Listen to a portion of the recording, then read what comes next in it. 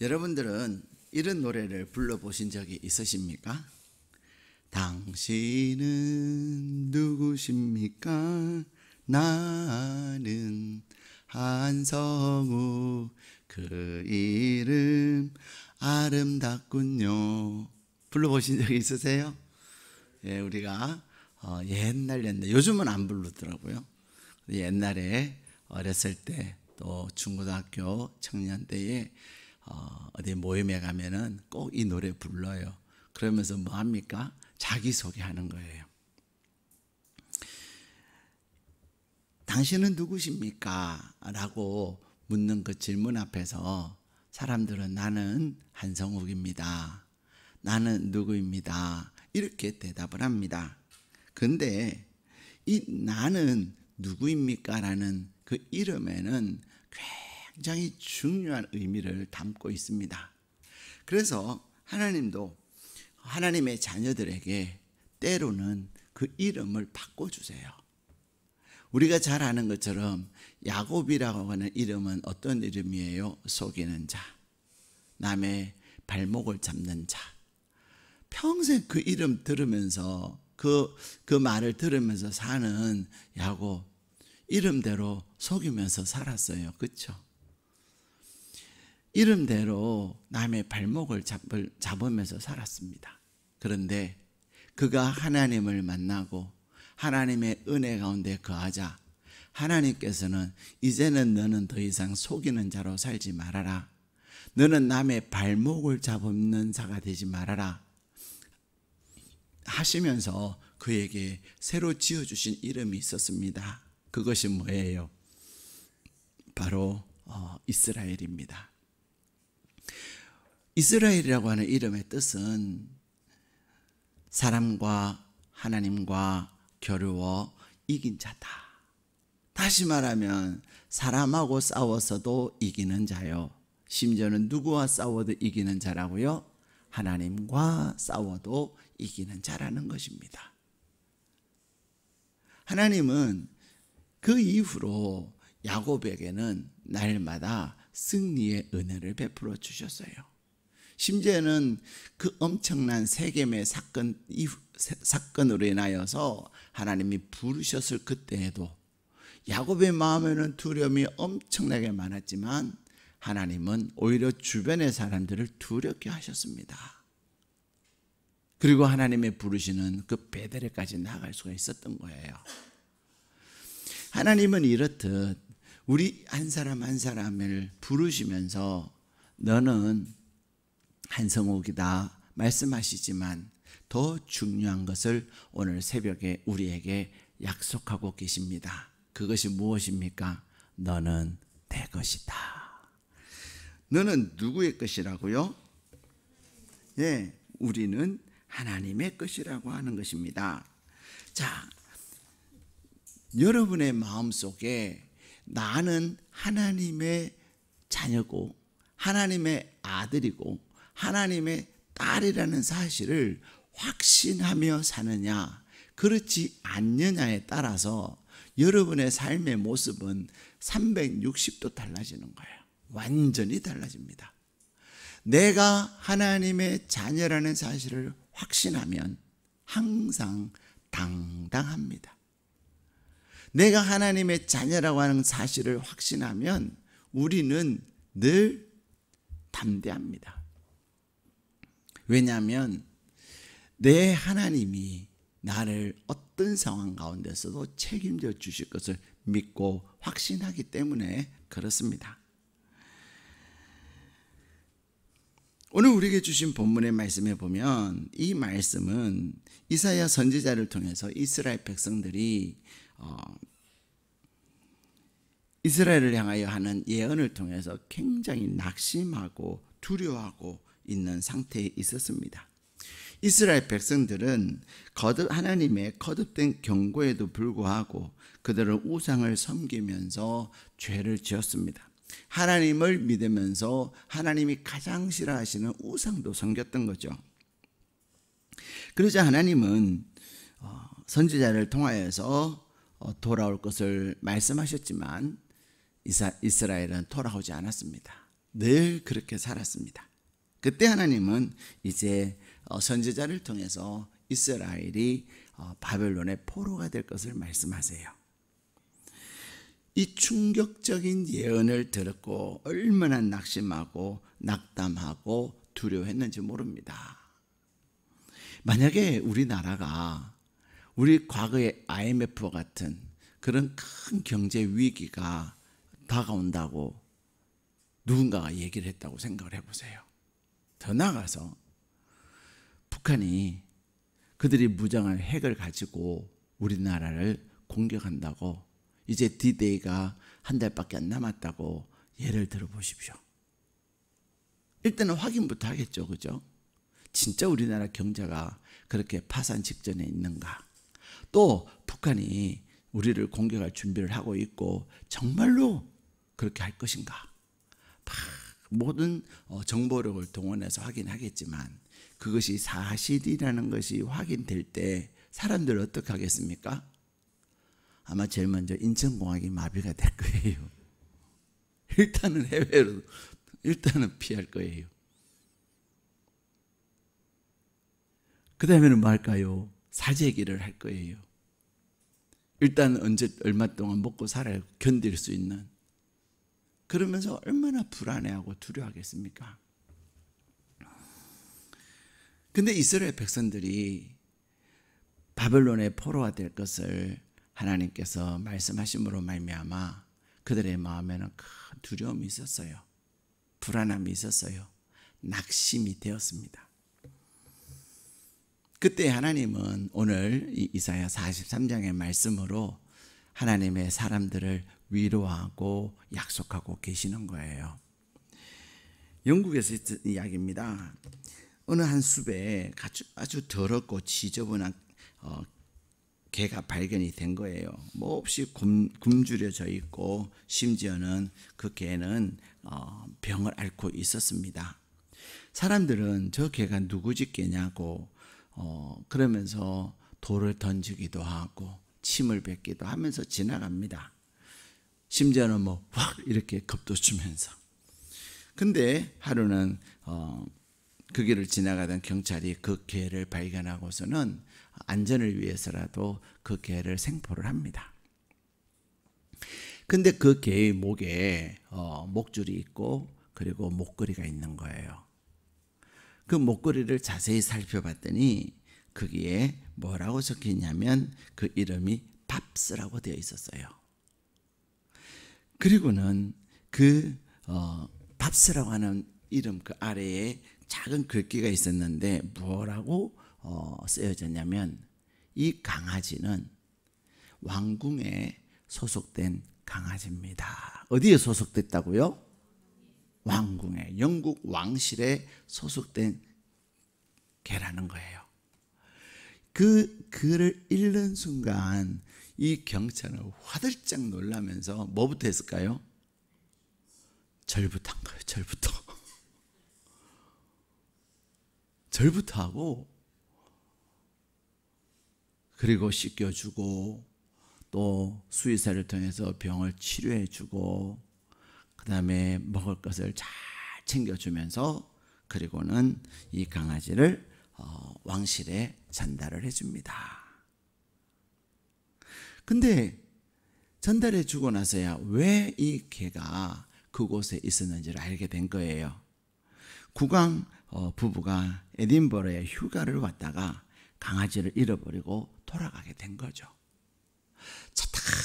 찾다가 찾지 못해가지고 돌아갔는데 결국 한 경찰을 통해서 발견하게 되고 목걸이를 통해서 이 강아지는 어디에 소속됐다고요?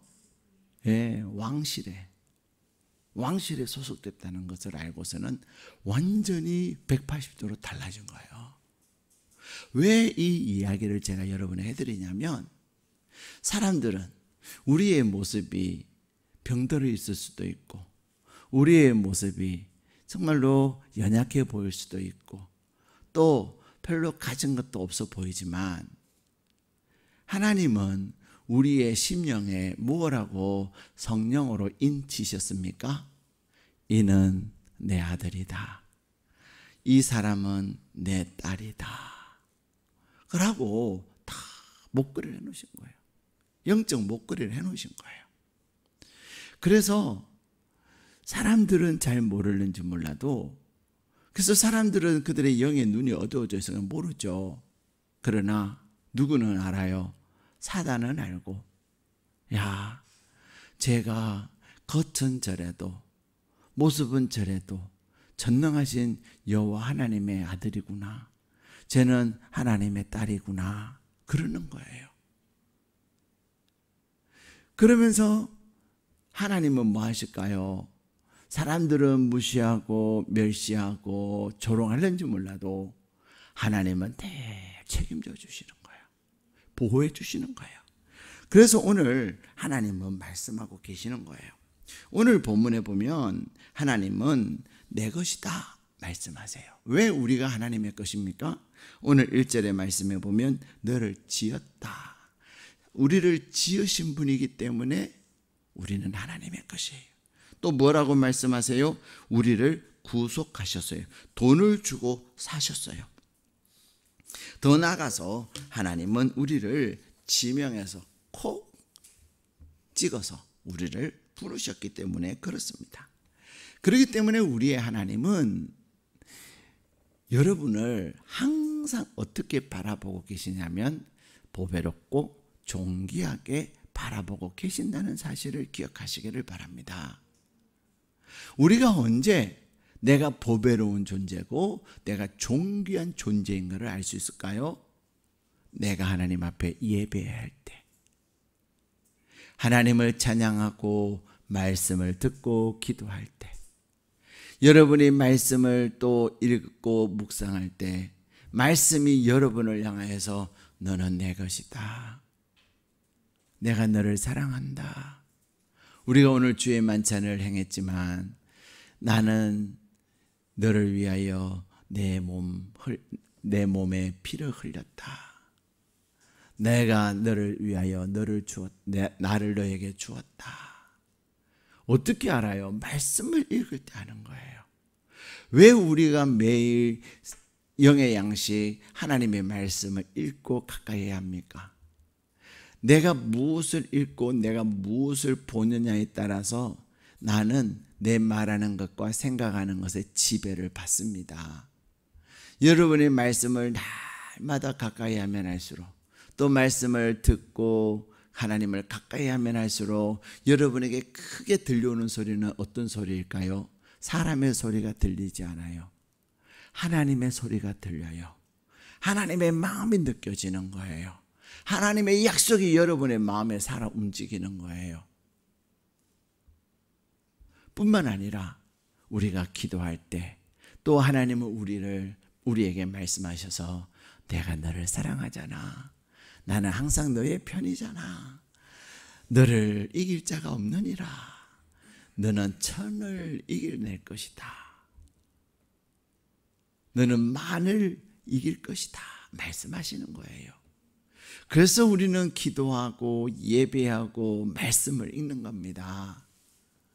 근데 우리가 말씀을 읽고 예배하고 기도할 때 하나님은 우리에게 너는 나에게 너무 보배롭단다. 너는 너에게 너무 소중할 뿐만 아니라 너는 내가 너를 존귀하게 할 것임을 약속하고 계시는 것입니다. 여러분, 다이아몬드가 제 이 반지가 어떻게 해서 빠졌어요. 제 손가락이요 이렇게 가늘어졌나 봐요. 어떨 때 이렇게 빠질 때가 있어요. 하루는 제 아내가 여보 당신 반지 어디 있어? 그래요. 저는 늘 있는 줄 알아요. 근데 진짜 보니까 없어요. 어디 갔지? 그때 얼마나 당황하겠어요. 그렇죠? 그랬더니 아내가 해주는 거예요. 당신 잘 때 빠졌어. 뭐 자다가 막 이렇게 하다가 이렇게 툭 쳤는데 빠졌나 봐요. 어떨 때는요 세수하다가 이렇게 비누가 묻어요. 그냥 이렇게 세수하는데 빠질 때가 있어요. 근데 얘가 어떻게 밖에 있다가 그냥 진흙바닥에 떨어졌다고 예를 들어 보셔요. 진흙바닥에 떨어져 가지고 완전히 진흙으로 다 묻어 있는데, 이것의 가치는, 예를 들어서 제가 이거 10만 원 주고 샀다고 예를 들어 보세요. 10만 원하고는 비교할 수 없는 가치의 반지이지만 예를 드는 거죠. 이 반지가 막 진흙으로 오물로, 심지어는 개가 또 똥을 싸갖고 똥 묻은 반지라고 해봐요. 근데 이게 10만 원짜리가 똥 묻었다고 5만 원으로 가치가 하락할까요?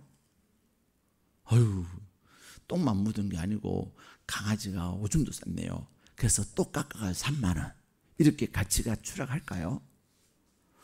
절대로 추락하지 않습니다. 왜 그래요? 이 반지는 뭐 그런 오물이 묻었다고 가치가 떨어지는 게, 그런 오물들은 뭐 하면 됩니까? 씻으면 되는 거예요. 씻기만 하면 깨끗한 거예요. 그리고 다시 제 손가락에 끼워지면 그대로 그 가치가 오히려 더 귀해지죠. 이제는 안 빠지도록 항상 이렇게 보는 거죠. 그렇습니다. 여러분은 하나님께서 여러분을 보배로 여기시고 여러분을 존귀하게 여기셔서, 때로는 우리가 연약해서 넘어질 때 있습니다. 때로는 우리가 부족해서 또 시험에 들 때도 있습니다. 우리가 부족해서 넘어지고, 우리가 부족해서 시험에 들고, 심지어는 우리가 또 연약해서 유혹에 넘어져 죄를 지을지라도, 여러분의 가치는 뭐예요? 여러분의 가치가 손상이 될까요? 아닙니다. 여러분의 가치는 동일하게 하나님의 자녀요, 하나님의 택함을 받은 자요. 그래서 하나님은 동일하게 나는 너를 보배롭게 여기고 나는 너를 존귀하게 여긴다 말씀하시는 거예요. 우리 하나님이 여러분을 보실 때는 여러분에게 있는 어떤 얼룩을 보시는 것이 아니에요. 여러분에게 묻은 어떤 죄의 오물을 보시는 것이 아니에요. 하나님이 여러분을 오늘 이 새벽에 바라보실 때 무엇을 바라보실까요? 하나님은 여러분 자신을 바라보시면서 하나님의 아들이고 하나님의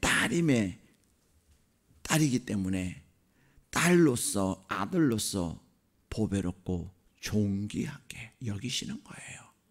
그래서 하나님은 오늘 말씀하십니다.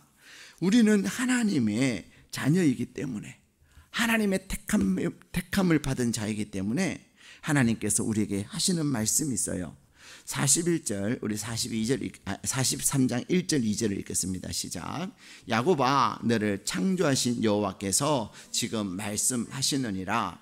이스라엘아, 너를 지으신 이가 말씀하시느니라. 너는 두려워하지 말라. 내가 너를 구속하였고 너를 불렀나니 너는 내 것이라. 내가 물 가운데로 지날 때에 내가 너와 함께 할 것이라.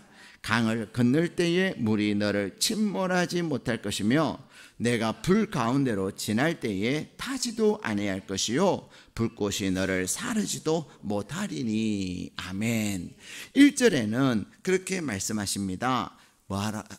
너는 하나님의 것이니까, 내 것이니까 뭐 하지 말라고요? 절대로 두려워하지 말라는 거예요. 우리가 왜 두려워하죠? 연약하니까, 부족하니까. 그러나 나는 연약하고 부족하나 여러분의 아버지는 뭐 하시죠? 강하고 능력 있으신 분이에요. 그분이 여러분을 책임져 주시는 거예요. 그래서 두려워하지 말라는 거예요. 2절에는 또 뭐라고 말씀하십니까? 내가 너를 보호하리라. 너가 인생 가운데서 불 가운데 지나갈지라도, 물 가운데 지나갈지라도 물도 불도 너를 절대로 삼키지 못하고 태우지 못한다. 왜요? 불 가운데 있을지라도 하나님이 다 장중에 보호하시고, 물 가운데 지나갈지라도 하나님이 물을 막으셔서 하나님의 자녀인 여러분들을 보호하시고 책임지시기 때문에 그렇습니다. 그래서 하나님은 우리에게 새로운 이름을 주셨는데, 우리 7절 읽겠습니다. 시작. 내 이름으로 불려지는 모든 자 곧 내가 내 영광을 위하여 창조한 자를 오게 하라. 그를 내가 지었고 그를 내가 만들었느니라. 아멘. 여러분을 향하여서 뭐라고 말씀하세요? 하나님의 영광을 위하여 창조된 자. 이 5월 하나님은 여러분을 5월이라고 하는 새로운 세상에 내보내시면서 너를 통하여 이 5월에 내 영광이 많이 나타나기를 원한다. 너는 영광을 위해서 창조된 자다. 그것이 하나님이 우리에게 주신 사명이에요. 하나님이 여러분에게 주신 하나님의 영광을 위해서 살기 위하여 나아갈 때마다 하나님이 여러분을 책임져 주실 뿐만 아니라 하나님의 영광을 위하여 행하는 모든 것을 하나님이 공급해 주시는 줄로 믿습니다. 하나님이 주신 하나님의 영광을 위하여 살고자 하는 그 사명을 가지고 나갈 때 하나님이 여러분의 건강도 책임져 주시는 거예요. 그러기에 오늘 하나님이 여러분을 향하여서 너는 내 것이다. 근데 하나님이 우리를 하나님의 것이다 부르시면서 궁극적으로 우리를 향하여서 너는 내 영광을 위하여 창조된 자라는 것을 말씀하세요. 우리의 정체성은 무엇입니까? 우리의 정체성은 나는 하나님의 것이요, 나는 하나님의 영광을 위하여 지음받은 자요. 그래서 하나님이 날마다 보배롭게 하시고 존귀케 하실 것을 약속하고 계십니다. 이 약속의 말씀을 붙잡고 여러분이 불과 같은 세상, 물과 같은 세상에 나갈지라도 절대로 두려워하지 마세요. 물은 물이요, 불은 불이고, 그러나 그 가운데서 누가 여러분을 붙들고 계세요? 하나님이 여러분을 책임지시고 영광을 나타내는 그날까지 함께 하실 것을 약속하기에 그 약속을 붙잡고 믿음의 눈을 뜨고 하나님을 바라며 승리하는 하나님의 영광을 풍성하게 나타내는 5월 되시기를 주님의 이름으로 축복합니다. 우리 함께 기도하시겠습니다.